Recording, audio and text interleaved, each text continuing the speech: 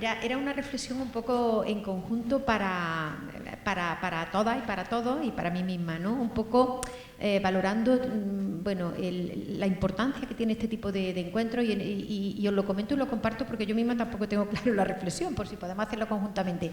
Un poco en todas esas propuestas que estamos en un contexto científico de ciencia violeta y demás, reflexionar sobre la presencia de determinadas categorías profesionales en un evento que a mí me parece de lo más importante, de lo más constructivo, pero también un poco llamativo en ese sentido, ¿no? ¿Qué papel, qué importancia se le atribuye a la ciencia que incluye el enfoque o la perspectiva de género en el contexto global de la investigación? No sé si me he explicado la pregunta. No sé si me he explicado. Os la voy a aclarar porque quería que la hiciera yo, pero he dicho que la reflexión es suya. ¿Quiénes habéis venido a presentar vuestro trabajo? ¿Quiénes estáis haciendo investigación con perspectivas de género? Si miramos las categorías profesionales de la mayoría de las personas que se han inscrito en este encuentro científico, pues vemos que las categorías más altas, catedráticos y demás, son prácticamente una minoría. Es verdad que no llega, por ejemplo, al caso de la divulgación, es todavía peor, lo digo por si hay personas que hacen divulgación con perspectiva de género, ya es para hundirte, porque es verdad que no vemos, por ejemplo, en este encuentro, a diferencia de lo que nos pasa en UCODivulga, por ejemplo, y demás, suele venir más gente de la fase predoctoral incluso, que no es desmerecer el trabajo, sino que es sintomático, ¿no? Entonces, ¿quién quiere reflexionar sobre esto? Yo creo que eso tiene que ver mucho con la propia configuración de la carrera investigadora, es decir, y con la propia formación en la carrera docente investigadora.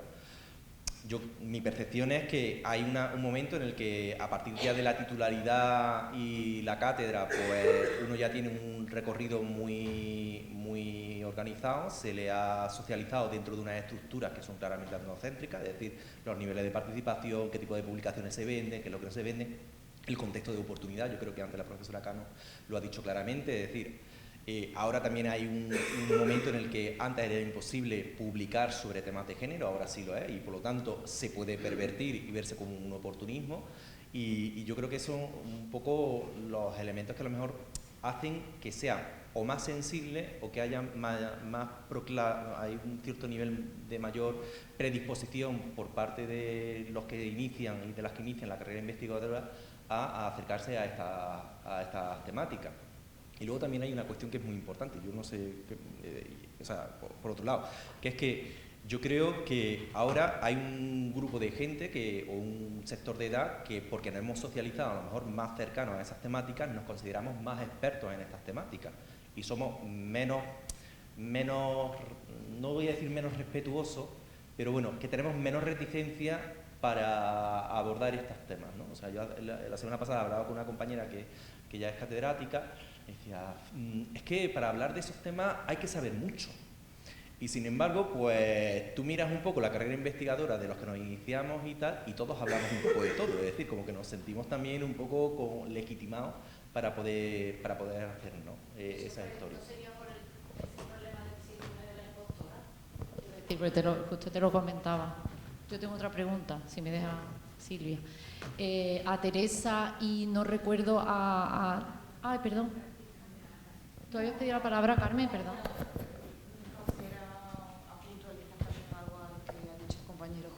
Yo creo también que se ha percibido este encuentro como un encuentro para crear lazos, ¿no? Y entonces en ese sentido, bueno, pues estamos acompañadas, muchas, yo lo he mencionado, ¿no? De compañeras, ¿no? Que ya son investigadoras responsables de su equipo, pero fundamentalmente yo creo que esto se percibe también para mucha gente Nobel que todavía no tiene lazos en la comunidad de investigación y que lo que quiere es potenciarlos, ¿no? Entonces yo creo que eso también es importante tenerlo en cuenta, que a lo mejor eso ha influenciado en eso, ¿no? La duda esa que tenía ahí. Simplemente añadir que, no sé, que yo creo que como en muchas también congresos, en muchos congresos sobre otros temas, tema, sobre cualquier otro tema de investigación, la presencia de la investigadora, los investigadores que tienen que crecer en su carrera investigadora es más alto. ¿Por qué? Porque los méritos, Aneca nos dicta que los méritos de presencia en actos como este cuentan muy poco para la cátedra. Y entonces, pero sin embargo, cuando tienes poco recorrido es así. Entonces yo creo que en el tema de género, en este caso no hay tanta diferencia respecto a otros sectores y a otros ámbitos. O sea, hay estudiantes predoctorales que participan en congresos sobre energías renovables habiendo tenido un recorrido y no por eso tienen ningún complejo. Entonces, ¿por qué tenerlo para hablar de género? Eso también te lo pido a ti. ¿Vale? Vale, pues entonces os quería preguntar a Teresa Morales, y no recuerdo tu nombre también, Luz Marina, que habéis hablado de investigación básica, y hace poco teníamos un encuentro dentro también de un programa que promueve juntos los vicerrectorados de política científica y el de igualdad, inclusión y compromiso social, que es el programa Perspectivas con Cadena SER. Tuvimos una sesión sobre mujer y salud, que además estaba Pedro Ventura como ponente, y vino Mar Malagón a hablar precisamente de ese recién inaugurado, ¿no? Esa recién inaugurada prácticamente investigación con perspectiva de género o de diferenciación sexual, y aquí tiene que ver con lo que decía compañero, ¿no? Pero sí que me gustaría un poco que me contarais si es ya lo común, que es la investigación básica, tan importante para el desarrollo luego de la investigación aplicada en salud. A mí me ha encantado que os incorporarais a este encuentro y que no quedara solo en el tema de las ciencias sociales y demás, ¿no? Que nos dierais una visión, quien quiera o las dos, de cómo se está aplicando realmente en el ámbito internacional, en la investigación básica, esta perspectiva. Pues hasta hace poco, vamos, los primeros resultados que tiene mi grupo de perspectiva, bueno, digamos de dimorfismo sexual en los ratones, son estos que yo he enseñado. Y es un grupo antiguo, como así decirlo, ¿no? Entonces, cada vez se están publicando más papers con hembras, hablando de animales de experimentación, pero el dimorfismo sexual frente a susceptibilidad, frente a diferentes enfermedades o metabolismo de fármacos, científicamente está probado, es decir, está probado, está más que demostrado.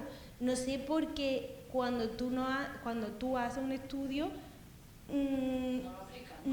efectivamente, a ver, también tiene sus porqués, ¿no? Porque duplicar un estudio no te duplican el presupuesto, no te dan el doble para animalario, no te dan el doble para experimentación, no te dan el doble de todo. Nosotros, de hecho, para hacer esto tuvimos que duplicar proyectos, no presupuestos, sino proyectos, pidiendo por diferentes vías. Y ahora eso es lo que estamos intentando hacer. Tenemos uno de hembras y porque vimos que ahí estaba lo interesante, ¿no? Que si hubiésemos seguido con el mismo plan de trabajo de machos no hubiésemos visto el efecto deleterio incluso que puede tener esta suplementación en la hembra. Entonces yo hago una recomendación dietética y te digo sí, va genial, pero va genial en machos, no en hembra.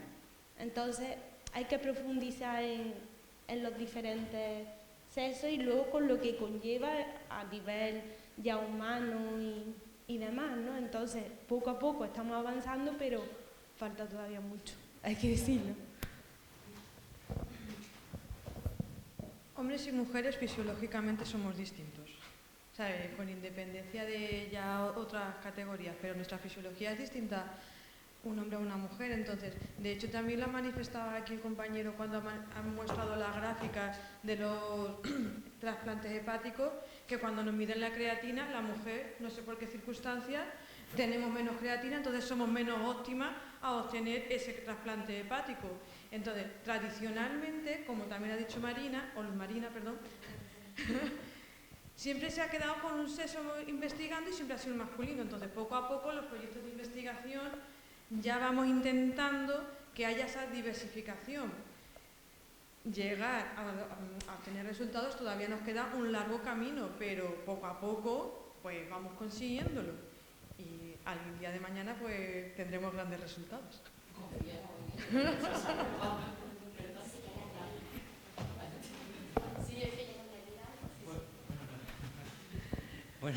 Bueno, yo corroborar lo que ha hecho mi compañera también respecto a lo de la creatinina. No es que sean menos, no me recuerdo la palabra que ha utilizado. El problema de la creatinina es que, digamos, no refleja la verdadera función renal de la mujer. Entonces, no es que sea menos apta para el trasplante, sino que, digamos, la prioriza menos, porque tiene una menor cantidad de creatinina. Entonces, el modelo lo que hace es que digamos que le asigna menos prioridad, pero por una deficiencia del modelo. Y luego, respecto al trabajo que vosotros estáis realizando y queréis llevar a cabo del estudio que hace de pulmón y demás, pues animaros, porque yo pienso que es un estudio de verdad que es muy interesante. El tema de la recopilación de datos es muy importante, recopilar esos datos de forma fiable, segura, porque si luego utilizáis técnicas de inteligencia artificial, si esos datos son buenos, obtendréis buenos resultados. Si esos datos no son buenos, la inteligencia artificial ni técnica estadística no hacen ningún tipo de milagro. Entonces, animaros a seguir con ese proyecto, que es muy interesante, recopilar esos datos, que es quizás una etapa muy importante y que lleva muchísimo tiempo recopilar esos datos, filtrarlos, clasificarlos y demás, y adelante. Y esto no es de un día para otro. El estudio que nosotros hemos realizado tenía, creo que era aproximadamente unos 10.000, datos de 10.000 pacientes en lista de espera. Nos ha llevado pues aproximadamente unos 3-4 años desarrollarlo, hacer pruebas, y luego al final pues hemos tenido una publicación muy buena en The Lancet, y la verdad que animaros a seguir adelante, que los resultados llegarán sin duda. Así que muchísimo ánimo y muchísimas gracias a todos y a todas por este encuentro tan bonito, y bueno, que ha abierto pues muchas posibilidades también.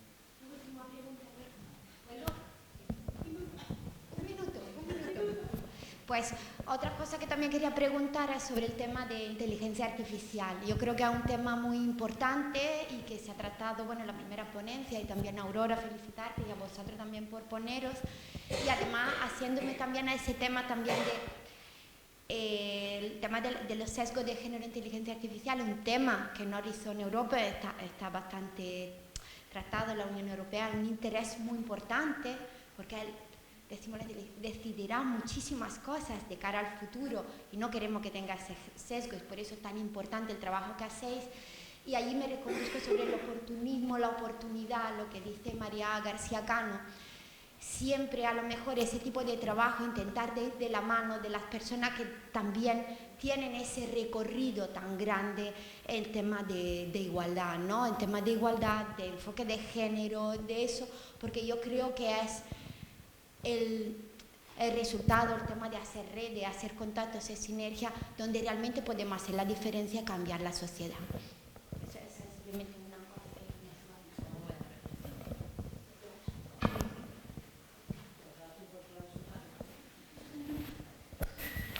Bueno, pues nada, lo dicho, muchas gracias a todas las personas que habéis intervenido, no solamente en el panel, sino en los paneles anteriores.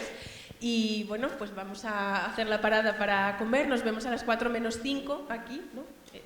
Menos 10, 4 menos 10. Venga, 4 menos 10 para ir con el tiempo igual que por la mañana. Muchísimas gracias.